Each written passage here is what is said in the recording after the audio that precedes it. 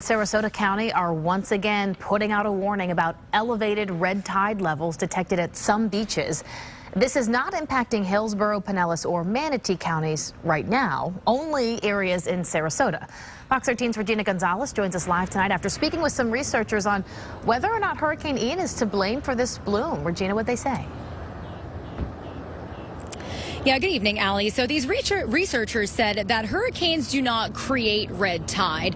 Red tide is actually pretty normal for this time of year in Florida, but they do create conditions that allow this toxic algae bloom to either get bigger or to stick around for longer. So that's what they're monitoring right now with Hurricane Ian. And here's what they found so far.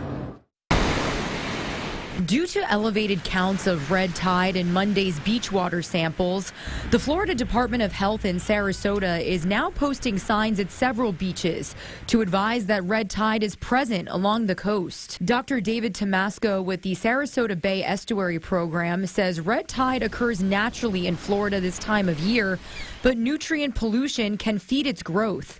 And Hurricane Ian drained a lot of nutrients into nearshore waters. Hurricane Ian loaded a lot of nutrients into the nearshore Gulf of Mexico, which probably made this red tide able to be a bigger red tide because it's got a lot more nutrients that it can grow on. Florida ocean conservationists agree. Hurricane Ian was a major rainmaker. It was a major nutrient input source for nitrogen and phosphorus, and that nitrogen in particular is fueling a red tide event right here off the coast of Sarasota. Stunning satellite images taken after the storm showed darker colored water returning to the Gulf of Mexico as runoff. Then this photo, taken on November 1st, shows areas in bright red as an algae bloom which exists from Venice down to Boca Grande, down to the offshores of Sanibel.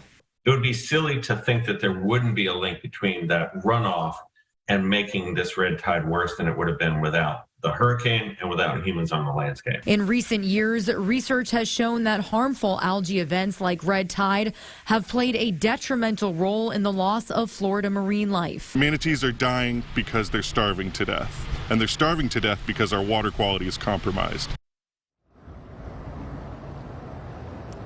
Now, Dr. Tomasco added that right now it's a little hard to tell on whether or not we're going to see high levels of red tide in places like Tampa Bay and Hillsborough County, our viewing area, like you mentioned. And in addition to these high red tide levels, Dr. Tomasco also said they've seen high levels of bacteria in waterways in Charlotte and Sarasota counties. He said within the last month since the storm passed through, those levels have decreased. But to this day, he would not recommend wakeboarding, windsurfing, or even just wading in the waters in places like he actually gave the example of Lemon Bay and Englewood, Allie.